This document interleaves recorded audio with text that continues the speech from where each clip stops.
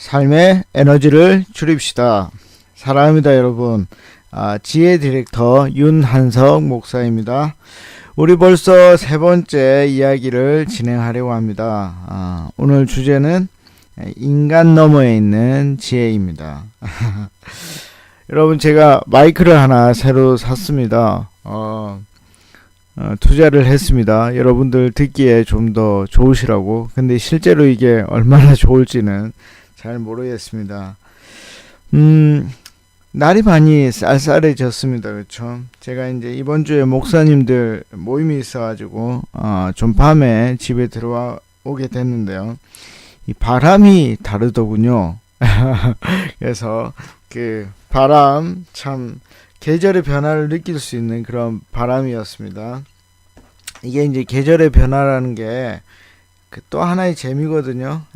재미가 하나 더 올 때가 된 것입니다. 근데 이제 나이가 들수록 이 변화에 대한 감각이 떨어집니다. 그렇죠? 작은 일, 작은 변화에도 그러면 우리는 과한 반응을 해야 한다는 것입니다. 그래 이 재밌는 일들이 점점 늘어나는 거거든요. 그래서 인생을 즐겁게 살 수 있는 겁니다. 신나게 인생을 살다 보면 생각보다 많은 에너지가 우리 속에 축적되는 것을 느끼게 됩니다. 삶을 신나게 사는 것 중에 하나가 바로 관찰하는 겁니다. 그렇죠? 관찰한다는 것은 탐정이 되는 겁니다. 탐정이 되면 막 뭔가를 찾으려고 노력하거든요. 그러다 보면 열정이 생기고 또 더 큰 일을 할 수 있다는 자신감이 마음속에 생기게 됩니다. 그래서 이 재미를 여러분들이 좀 많이 아셨으면 좋겠습니다. 그럼 이제 정말 나이와 상관없이 그렇게 우리가 살 수 있게 됩니다. 물론 이제 부작용도 있습니다. 저 같은 경우에 이제 흰머리가 나더라고요. 너무 관찰을 많이 하다 보니까. 아시죠? 그 공부하는 사람들의 특징 둘 중에 하나입니다. 머리가 빠지든지 머리가 새든지. 저는 새는 쪽입니다. 그래도 사람들 말에 의하면 얼굴은 좀 탱탱한 편이라고 합니다. 흰머리만 있습니다. 제가 내년에 이제 내려고 하는 책 제목이 있는데요. 직장인 건강 프로젝트 식스팩 없는 허리 30인치 만들기. 제목 좋죠? 식스팩 없는 허리 30 만들기. 요 책으로 제가 건강을 어떻게 관리하고 있는지 그런 것들을 좀 직장인들에게 좀 알려주려고 합니다. 여러분, 제 제자들 중에도 보면은 20대 때 굉장히 마른 사람들이 많았는데 30대 초반만 돼도 이 직장 생활 때문에 허리가 이게 뭐 엄청나게 늘어나는 사람들을 많이 봅니다. 그래서 우리가 가지려고 하는 거는 현빈이나 뭐 강동원이나 이런 사람들이 식스팩이 아닙니다. 그렇죠? 우리가 무슨 배우 될 겁니까? 배우 될 거면은 여러분들은 정말 열심히 하셔야 됩니다. 근데 그거 아니면 식스팩이 필요가 없습니다. 프로 축구 선수들 한번 보시면은 식스팩 없는 사람들 꽤 있습니다. 근데 굉장히 건강하거든요. 그래서 오히려 내장 지방이나 이런 것들을 없애는 그런 운동을 하셔야 되고 또 그런 허리를 만들면 됩니다. 그럼 이제 궁금하시죠? 제가 허리가 얼마나 되는지. 저는 아마 한 28에서 29 정도 되는 것 같습니다. 그래서 내년에 제가 이거를 전자책으로 만들어서 아침마다 이 남자 직장인들이 그냥 보면서 요렇게 내가 좀 해야 되겠구나 하는 거를 느끼게 하기 위해서 아주 싼 가격에 만들어 팔려고 하고 있습니다. 재밌죠, 여러분? 이게 다 재미입니다. 그래서 결국 우리가 산다는 거, 이것은 내가 얻었던 거, 또 내가 아는 것들을 이웃과 나누는 것입니다. 이게 재미거든요. 자기만 좋은 거 가지고 사는 거, 이건 뭘 잘 모르는 겁니다. 여러분, 그런 말 있죠. 이게 다 똥됩니다. 예, 정말입니다. 그 똥되기 전에 황금일 때 남들과 나눠야 됩니다. 정말 그 황금을 나눠줄 수 있을 때 나눠줘야 됩니다. 자, 이제 좀 이야기를 접고 이제 책 이야기로 한번 들어가 보도록 하겠습니다. 지난주 우리는 지혜는 관찰하는 걸로부터 시작된다고 우리가 한번 생각해 보았습니다. 이제 여러분들 주위를 좀 관찰해 보셨나요? 좀 괜찮게 살고 있는 사람들을 보셨는지 모르겠습니다. 야, 저 사람 같이 살면 참 좋겠다. 야, 이런 사람들이 많아야 되는데, 이런 생각들. 예. 근데 여러분들 한번 살펴보셨으면 알 텐데, 그런 사람들이 생각보다 많지 않으셨죠. 이게 이제 10%의 법칙이라는 건데요. 이때까지 데이터들을 쭉 보면은 이 10%의 사람만이 자신의 불행을 뛰어넘어서 행복의 길로 들어간다는 법칙입니다. 뭐 예를 들면 개천에서 용나는 거 아시죠? 이 경우도 한 10%. 그리고 불행한 가정에서 태어났지만 행복한 가정을 만드는 것도 한 10%. 암을 이겨내는 사람들도 한 10% 안쪽이라는 겁니다. 저는 우리 모두가 인생을 즐겁고 또 행복하고 지혜롭게 사는 이런 사람들이 많아졌으면 좋겠지만 이거 역시 한 10% 아닐 거라 생각합니다. 그래서 여러분들이 이 10% 안에 들었으면 좋겠습니다. 정말입니다. 우리 들 수 있습니다. 그래서 제 최종 삶의 목표는 뭐냐면 그런 지혜로운 삶, 그런 행복한 삶, 그 삶을 사는 사람들이 한 51% 정도 됐으면 좋겠습니다. 이게 제 목표입니다. 상당한 거죠. 10%의 사람을 51%로 만드는 거 쉽지 않습니다. 그렇죠? 뭐 꿈이라는 거는 항상 크게 가질 수 있으니까요. 이 10%라고 하면 사람들이 그냥 쉽게 포기합니다. 내 건 아닌가 보다. 근데 만약에 이 비율로 보니까 숫자로 다시 바꿔보면 4천만 중에 10%면 얼마인지 아십니까? 갑자기 계산이 잘 안 되시죠? 400만입니다. 여러분 10%는 작아 보이지만 400만이 웃고 산다는 겁니다. 여러분 이 400만 안에는 들어갈 수 있을 것 같지 않습니까? 그래서 400만 안에 우리 한번 들어봅시다. 이 강의가 그거에 도움이 될 것 같습니다. 그래서 제 목표가 뭐라고요? 2100만 2100만 정도가 좀 지혜롭게 살 수 있으면 좋겠습니다. 그러면 나머지 사람들도 저 괜찮네. 저 뭐 한번 따라 해보지 뭐. 이런 분위기가 일어날 수 있을 거라 생각합니다. 잘 관찰해 보십시오. 지혜가 여러분들 삶 속에 들어올 것입니다. 쭉 관찰하면 데이터가 쌓이거든요. 그러면 그 데이터들이 만들어내는 방향이 보입니다. 그게 뭐라고 했죠? 그게 바로 기준이 된다고 했고, 그 기준은 안목, 뷰라고 제가 말씀을 드렸습니다. 그래서 그 기준이 뷰를, 안목을 만들어내거든요. 근데 이 안목이 굉장히 의미가 있습니다. 왜냐하면 객관적인 데이터를 기반으로 한 거기 때문입니다.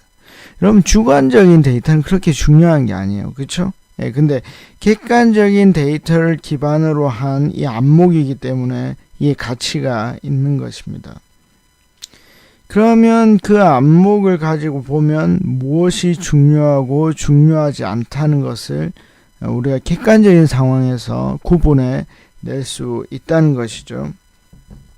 그러면 이제 그 안목을 기준으로 한 어떤 데이터들의 방향이 한 방향으로 나타난다는 것을 여러분들이 발견할 수 있게 됩니다. 그 방향을 공식화하는 게 뭐라 그랬죠? 공식화하는 게 통찰력이라 그랬습니다. 인사이트. 인사이트가 우리 속에 생기게 됩니다. 그래서 통찰력은 뭐요? 딱 하면 딱 바로 나오는 것이죠. 이제 통찰력이 생기면 이 인생의 에너지를 상당히 줄여 나갈 수 있습니다. 왜냐하면 그 과정들을 다시 겪지 않아도 되기 때문입니다. 그렇죠? 근데 통찰력을 길러주지 않으면 이 다람쥐가 항상 쳇바퀴 돌듯이 똑같은 상황으로 계속 가야 한다는 것입니다. 자, 이제 무서운 이야기를 하나 들려드리도록 하겠습니다. 추운 날 무서운 이야기입니다. 이 10대의 고민을 여러분 20대 때 또 하고 30대 때 그 10대의 고민을 또 하고 40대 때 또 하고 이제 마지막으로 진짜 무서운 얘기를 해드린다면 80대에 그 10대의 고민을 또 하게 된다는 겁니다. 그리고 죽을 때도 그 고민을 안고 죽을 수 있다는 것입니다. 그럼 무섭죠? 너무 무섭지 않습니까? 이게 이제 우리 속에 그 통찰력이 생기지 않으면 그 어떤 데이터에 대한 원리를 공식화해 두지 않으면 이렇게 힘든 일이 계속 반복돼서 온다는 겁니다. 여러분 정말 이런 거 계속 하고 싶으십니까? 이게 꾸며낸 말 같죠? 제 과장돼서 여러분들 겁주려고. 근데 그렇지 않습니다. 왜냐하면 제가 누굽니까? 저는 목사입니다. 목사는 거짓말하지 않습니다. 제가 10년 정도 이 목회를 하면서 많은 사람들을 관찰해 보았습니다. 많은 가정들을 또 관찰해 보았습니다. 여러분, 저는요 프로잖아요. 제 프로입니다. 프로가 뭐냐면 그 일을 통해서 먹고 살아야 되는 사람입니다. 그렇죠? 그러니까 저 같은 사람은 하나를 봐도요 절대 이렇게 그냥 넘어가지 않습니다. 여러분 70대 때 후회하는 사람들을 관찰해 보았습니다. 69살까지 괜찮다가 갑자기 한꺼번에 밀려드는 후회 때문에 어찌할 바를 모르는 사람들을 제가 많이 봤습니다. 참 어떻게 해야 될지를 모릅니다. 정말 갑작스럽게 옵니다. 뭘 해야 될지. 70인생이 갑자기 허무해지는 겁니다. 지혜롭지도 못했고 자기가 정말 후회하는 그런 한탄하는 사람들을 제가 부지기수로 보게 됩니다. 여러분 39살은 어떨 것 같습니까? 젊어서 좀 덜할 것 같습니까? 천만의 말씀입니다. 갑자기 절망하는 사람들이 너무나도 많습니다. 앞으로 살 날은 많은데 아무것도 이루어 놓은 게 없어 보이는 겁니다. 그러니까 갑자기 40살이 되면서 너무 불안해지기 시작하는 겁니다. 잘못 살았다 이거죠. 이런 갑자기 옵니다. 정말 갑자기 옵니다. 오늘 여러분들이 괜찮았다고 내일 괜찮을 거라고 확신하시면 안 됩니다. 그런데 준비가 된 사람들은 그것이 올 때 훨씬 약하게 하고 쉽게 극복할 수 있다는 것입니다. 이게 준비의 힘입니다. 그러나 준비하지 않은 지혜롭지 못한 사람들은 그때가 오면 너무나 놀랍니다. 정말 놀랍니다. 그래서 극단적인 생각을 할 수 있을 정도로 그렇게 옵니다. 그래서 가장 지혜롭지 못한 판단을 그때 하는 경우를 볼 수 있습니다. 정말 많이 봅니다. 안타깝습니다. 사실 이런 고민 때문에 제가 지혜에 관한 글을 썼고 책을 낸 겁니다. 최소한 인생의 반은 좀 지혜롭게 살 수 있으면 좋겠다. 후회하지 않으면 좋겠다. 후회를 줄일 수 있으면 참 좋겠다. 그게 이제 제 목표고 바람입니다. 그래서 죽을 때 어떤 말을 하고 죽어야 되겠습니까? 그래, 내가 멋지게 한평생 살았지. 라고 말하고 죽는 겁니다. 여러분, 이게 얼마나 값진 일인지 아십니까? 나 그래 괜찮게 살았어. 나 다시 살아도 이거보다 더 잘 살 자신 없어. 이 말 하는 게 정말 중요합니다. 그래서 제가 제일 싫어하는 사람들 중에 하나가 나 다시 어릴 때로 돌아가고 싶다고. 그 사람들요 100% 다시 어릴 때에 가서 잘 못 삽니다. 진짜입니다. 예. 가면 뭐 할 건데, 가면 다시 또 대입 시험 준비해야 되는데요. 전 그런 거 하지 않습니다. 그건 정말 지혜롭지 못한 사람들. 저는 다시 인생을 살아도 더 잘 살 자신이 없습니다. 제 능력이 없어서 그럴 수도 있습니다. 예.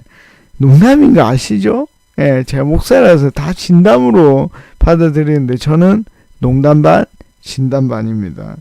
그래서 지금부터 지혜롭게 사는 게 중요합니다. 지혜롭게 살면 후회를 줄일 수 있습니다. 그래서 인생이 한 번뿐인데 우리가 멋지게 한번 신나게 한번 살아보는 겁니다. 후회를 최선을 다해서 줄이는 것이죠. 그래서 이 책을 잘 따라오시고 제 강의를 잘 따라오시면은 확실히 후회를 줄이는 그런 지혜를 얻을 수 있을 것입니다. 자, 여러분들 책 읽어오셨죠? 오늘 주제가 뭡니까? 인간 너머에 있는 주제입니다. 여기에 이제 한 부자가 나오는데요. 여러분, 이 부자의 오류가 뭡니까? 여러분, 책 읽어오셔야 됩니다. 그래야 저하고 소통이 잘 됩니다. 너무 자신감에 차 있다는 것입니다. 예. 무슨 자신감이죠? 돈으로 자기의 미래를 결정할 수 있다는 자신감입니다. 예. 그래서 창고를 막 지어놓고 이 곡식이 너무 많아가지고 창고를 너무 많이 지었습니다. 그래서 그것으로 인해서 자기의 미래를 너무나도 확신했다는 것입니다. 그런데 우리 한번 생각을 해보시면 혹시 그 사람 혈관이 어떤 노폐물에 의해서 점점 줄어들고 있다고 생각을 해보십시오. 근데 그 부자는 인식하지 못하는 겁니다. 뇌에 혈관이 점점 부풀어 오르고 있습니다. 그런데 그 사람은 인식하지 못하고 있는 거죠. 자녀들의 안전은 어떨까요? 그리고 곡간 창고가 만약에 무슨 잘못된 걸로 인해서 불이 나면 어떡하겠습니까? 그럼 제가 없을 불안을 조성하는 게 아닙니다. 절대 아닙니다. 제가 지금 말하고 있는 것은 가능성을 얘기하고 있는 겁니다. 예. 여러분, 인간은 미래에 대해서 정확하게 볼 수 있는 능력이 실제로 없습니다. 이게 뭐냐면 인간의 제한성입니다. 인간 제한되어 있다는 겁니다. 한계가 있다는 것이죠. 여러분, 인간은 단 1초도 미래를 내다볼 수 없습니다. 내 몸속에 일어나고 있는 어떤 변화도 감지하기가 정말 어렵습니다. 예. 이게 인간의 제한성입니다. 여러분, 혹시 여러분들 중에 돈이 많으셔서 주식 투자를 해보신 분들이 있으십니까? 네, 되게 재미난 데이터가 있는데요. 투자 전문가들 있죠. 투자 전문가들. 이 투자 전문가들과 여러분들의 투자 성공 비율이 어떨 것 같습니까? 되게 비슷하다고 합니다. 재밌죠? 그 사람들은 정말 많은 거를 보고 경험한 전문가들인데 미래를 볼 수 없다는 거죠. 이런 겁니다. 이 비전문가인 우리와 별 다를 바가 없다는 겁니다. 이 누가 그러면 미래를 도대체 내다볼 수 있다는 것입니까? 이 인간의 제한성을 아는 것이 바로 지혜입니다. 우리가 그것을 아는 그때 바로 그 순간에 우리가 인간 너머에 있는 지혜를 소유할 수 있는 이 포인트가 되는 겁니다. Beyond human being. Beyond human being wisdom. 인간이 알 수 없는 우리 너머에 있는 어떤 지혜, 이거를 우리가 알 수 있는 것이죠. 그때부터 표면 속에 있는 원리적인 지혜들에 우리가 접근해 갈 수 있다는 것입니다.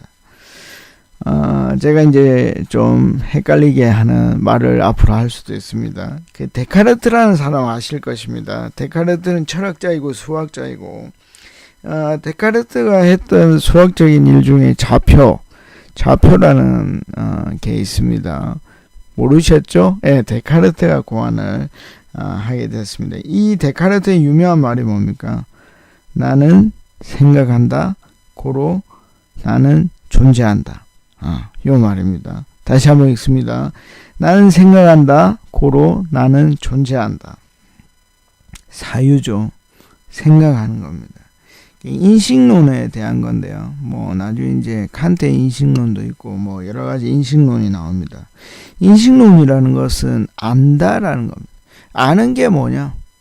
정말 아는 게 뭐지? 하는 걸 생각해 보는 것입니다. 그래서 이 인식론의 도구 중에 하나가 뭐냐면 의심하는 겁니다. 모든 것을 부정해 보는 겁니다.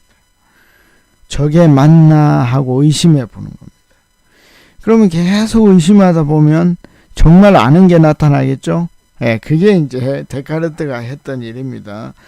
자, 내 앞에 물컵이 있습니다. 어떻게 합니까? 어떻게 알 수 있죠? 네, 눈에 보이고. 네, 눈에 보이는 게 좀 의심되면 어떻게 하면 되죠? 만져보면 되겠죠? 예, 만져보면 그걸 접촉에 의한 인식이라고 또 인지라고 할 수 있습니다. 완전 좋죠? 좀 똑똑해지는 것 같지 않으십니까? 예, 좌우 같이 있으면 똑똑해집니다. 그렇다면 이제 우리의 생각을 한 번 더 확장해 보면 5m 밖에 있는 물컵은 어떻게 우리가 알 수 있을까요? 어떻게 인식하면 되죠? 만질 수가 없는데 어떻게 하면 될까요? 예, 결국 눈을 통해서 인식할 수밖에 없습니다. 근데 이제 문제가 생기는 것이죠.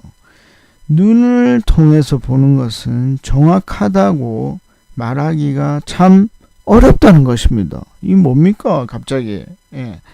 왜냐하면 이게 이제 빛의 속도랑 문제가 되는 거거든요. 빛은 항상 속도를 가집니다. 이게 이제 재미난데요. 빛은 1초에 30만 킬로미터를 가거든요. 그게 이제 1초 땡 하면 지구를 7바퀴 반을 돈다는 건데, 근데 중요한 거는 그 1초가 짧은 시간이 아니라는 겁니다. 대박이죠? 예. 아이, 참 재밌습니다. 그래서 우리는 항상 컵에 반사된, 잘 들으십시오, 과거의 빛만을 볼 수 있습니다. 뭐라고요? 우리는 바로 알 수 있는 게 아니라 과거의 빛만을 알 수 있다는 겁니다. 그러니까 지금 정확하게 말하자면 저기 물컵 5m 밖에 있는 물컵이 있는지 없는지 우리가 확신할 수 없다는 겁니다. 완전 좋죠. 예. 그래서 이거를 이제 아주 짧은 시간이면은 여러분들이 이제 헷갈리니까 이걸 좀 더 확장해 보겠습니다. 여러분, 태양이 지금 우주에 존재합니까? 재밌죠? 예, 태양이 과연 존재할까요? 답은 모릅니다. 모릅니다. 왜냐하면 우리가 보는 항상 태양, 있구나 하는 것은 항상 8분 30초 전의 현상입니다. 그러니까 빛이 지구까지 오는데 아무리 시가 빨라도 8분 30초는 있어야만 이 지구에 도달할 수 있다는 겁니다. 그러니까 항상 우리는 8분 30초 전에 태양만을 인지하고 살 수 있다는 거죠. 우리가 사실 몰라서 자신 있게 말하는 거지. 알면 그렇게 자신 있게 말할 수 있는 것들이 별로 없습니다. 예. 여러분, 우리가 인간 너머에 있는 지혜를 알게 되든지 관심을 갖게 되어지면 우린 정말 겸손해질 수밖에 없습니다. 사실입니다. 물론 이제 우리 집사람이 이런 얘기를 하지만 저보고 잘난 체 한다고, 교만하다고 합니다. 굉장히 똑똑해 보이지 않습니까? 교만해서 좋다고 합니다. 예. 아인슈타인이라는 사람이 더 미친 소리를 합니다. 미친 이야기를 하는데, 거대한 중력장 안에서 빛이 휜다고 합니다. 이야, 이게 뭡니까, 이게. 예.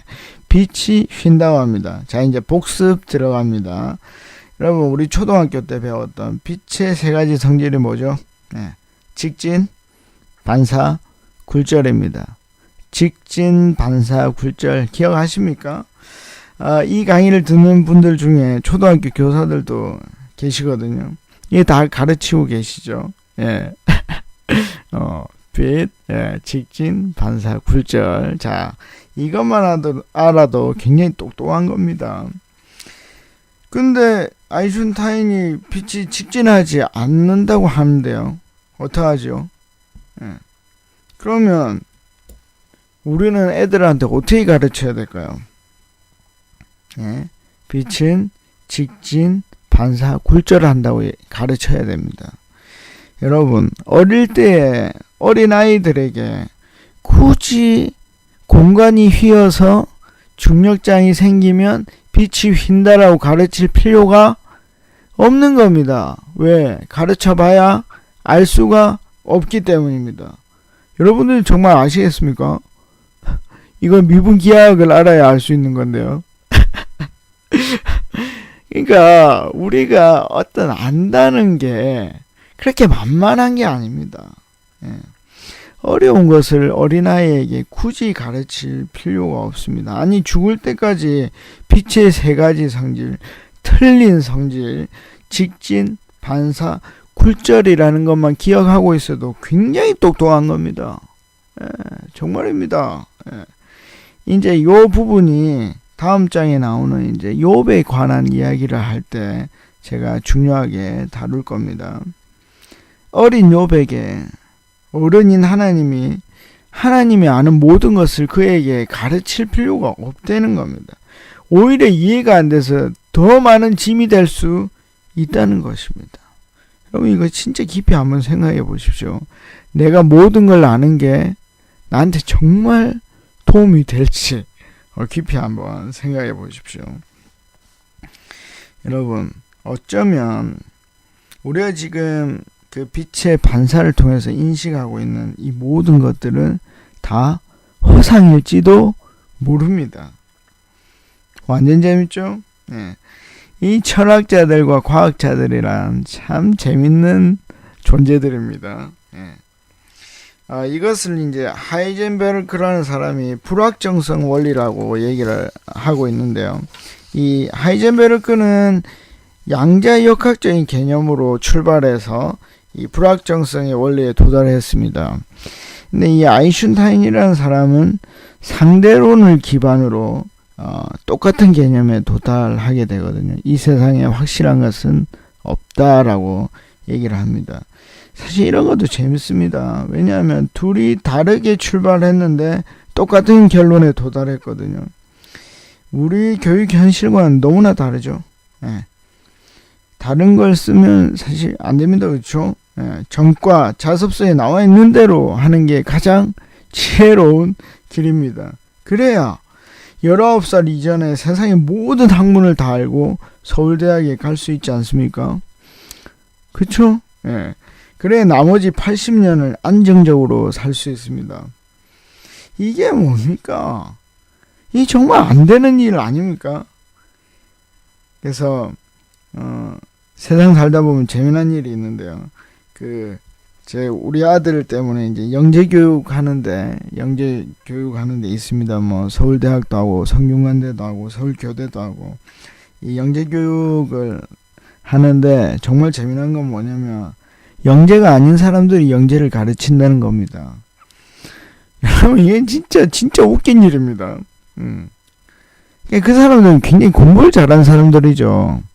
공부를 잘하는 사람을 영재라고 하기가 좀 어렵습니다. 그렇죠? 그리고 그 아이들 중에는 천재도 있을 수 있거든요. 천재가 가르쳐야죠. 그렇죠? 이 논리적으로 맞는 말입니다. 근데 이 영재 교육을 하면 스펙이 좋아진다고 하고, 지금은 뭐 없어졌다 하지만 또 실제로 본다고 하는 사람들도 있습니다. 이 영재 교육을 받으면 과학고등학교 지나가는데 도움이 된다고 합니다. 근데 제가 분명히 말씀드릴 수 있는 거는 영재 교육이 아니라 확실한 선행 학습입니다. 그렇죠? 이 학습량을 극대화하면 다 할 수 있는 그런 원리를 아는 거죠. 참 재밌습니다. 그래서 나중에 이제 그 실제로 학문을 하다 보면 모르는 게 더 많습니다. 예. 모르는 게 더 많아야 잘하고 있는 겁니다. 아는 걸 계속하는 거는 절대 실력 있는 사람이 하는 게 아닙니다. 그래서 나중에 이제 뭐 기회가 되시면 물리학 한번 관심을 가지시고 보고 싶은 분이 있다면 물리학은 절대 열심히 한다고 되는 게 아닙니다. 그냥 하나님이 주어져야 됩니다. 천재라야 알 수 있는 겁니다. 저는 천재가 아니라서 물리학을 관뒀습니다. 그렇죠? 예. 그래서 제가 이제 쓸 책 중에 하나 또 세상을 등지는 학습법, 세상과 동떨어진 학습법에 대해서 쓰려고 합니다. 학습 내용, 핵심 내용은 뭐냐면 의미 교육입니다. 곱셈을 배우는데 도대체 이걸 왜 배워야 하는지, 그리고 덧셈과 적분은 어떻게 연결되는지, 어떤 의미인지를 배우는 겁니다. 그래서 이렇게 하려고 하면 세상을 등져야 됩니다.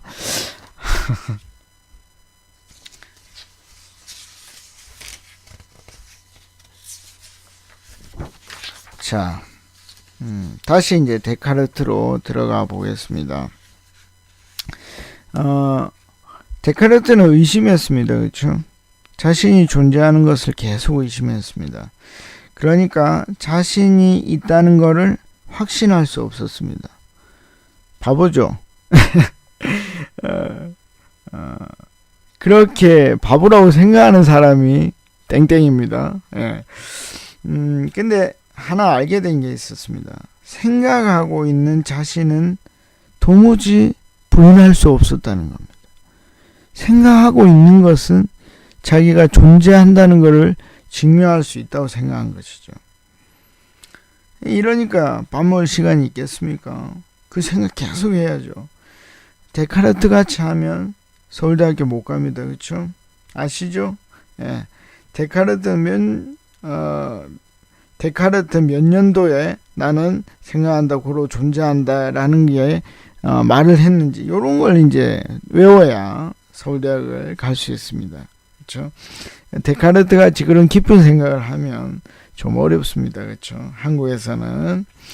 자, 이제 이 데카르트가 알아낸 이 인식에 대해서 좀 비하인드 스토리가 있습니다.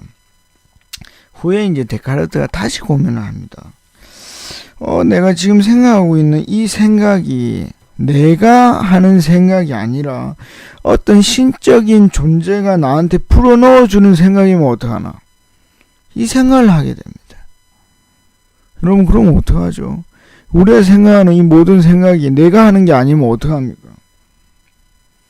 여러분, 어떻습니까? 여기 들으시는 분들 중에 기독교인들 있으시죠?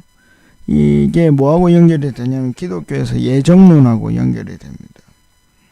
여러분, 우리가 아무리 발부둥 쳐도 결국 신이 만들어 놓은 길로 가는 거죠. 그러면 그것은 내가 결정한 것이 아니죠.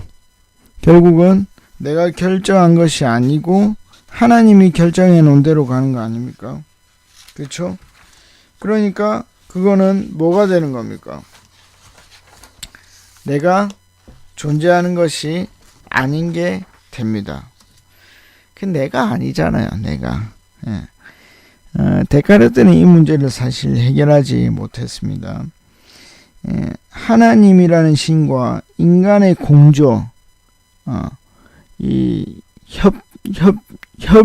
이건 뭐라고 해야 되죠? 협업이라고 해야 될까요?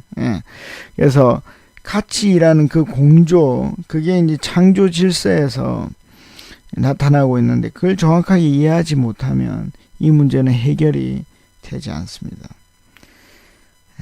결국 데카르트는 해결하지 못하고 넘어갈 수밖에 없었습니다. 혹시 이제 이 강의를 들으시다가 저보다 데카르트에 대해서 많이 아시는 분이 있으시면, 제가 또 잘못 설명한 게 있으시면 저한테 좀 가르쳐 주시면 좋겠습니다. 핵심은 이겁니다. 데카르트가 신적 존재 자체를 풀어낼 수 없었지만 뭐죠? 인간 너머에 있는 어떤 존재, 그걸 부정할 수 없었다는 겁니다. 그게 굉장히 중요합니다. 인간 너머에 뭔가가 있다는 것을 알아낸 겁니다. 여러분, 만약 인간이 가지고 있는 지혜 너머에 어떤 절대적인 지혜가 있다면 어떻게 하시겠습니까?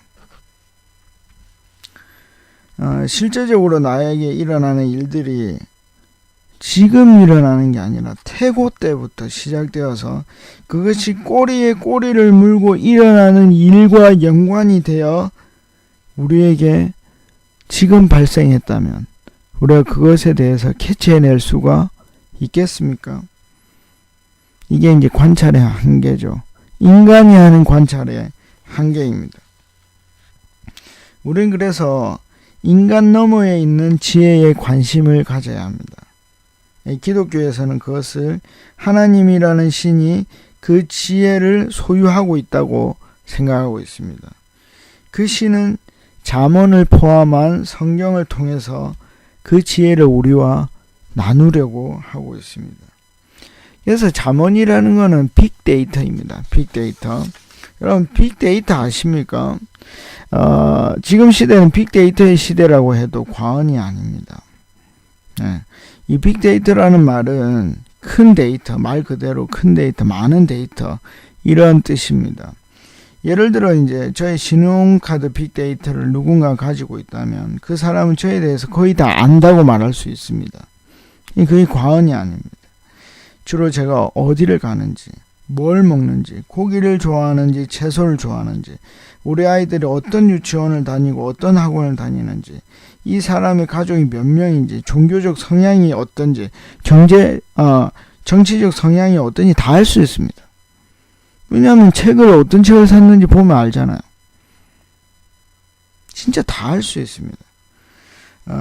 지금 문제가 되고 있는 그 카카오톡, SNS 검열, SNS를 보면 더 정확하게 알 수 있습니다. 지금 내가 무슨 생각을 하고 있는 것까지 다 알 수 있습니다.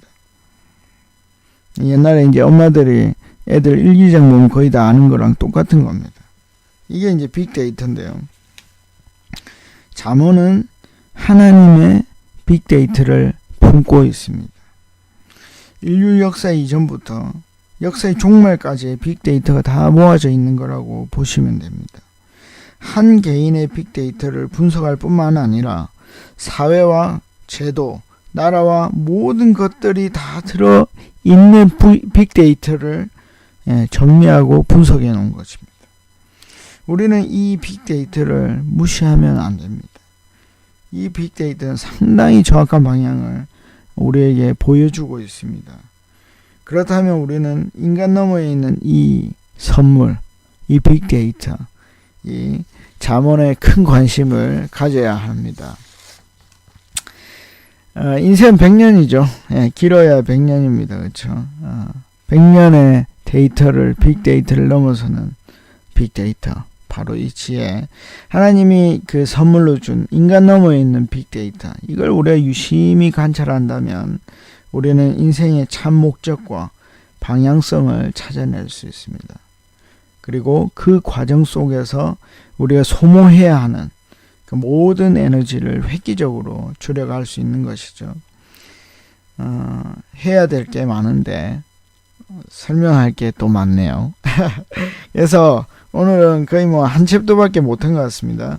우리가 다음 시간에는 그 잠언이 말하는 신에 대한 간략적인 개념과 욥이라는 사람을 통해서 그 근본에 도달하는 지혜에 대해서 한번 살펴보려고 합니다. 우리 시간마다 이렇게 미션이 있는데요. 지난 시간에는 자신의 존재 가치를 한번 생각해 보라고 했죠. 이건 좀 시간이 오래 걸리지만 꾸준히 한번 해보시면 여러분들의 존재 가치를 발견할 수 있을 것입니다. 이번 주에는 미션이 정말 안다는 게 뭔가, 사람이 정말 알 수 있는가 한번 생각해 보십시오. 이 사유의 기쁨이 있습니다. 사유하면 여러분들 마음이 젊어집니다. 그렇죠?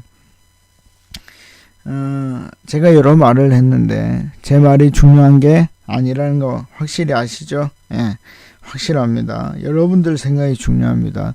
여러분들이 지혜자가 되는 게 굉장히 중요합니다. 그래서 여러분들이 지혜자가 될 때 삶의 에너지는 획기적으로 더 자연적으로 줄어들 것입니다. 삶의 에너지를 줄입시다. 파워! 건강한 모습으로 다음 주에 또 찾아뵙겠습니다.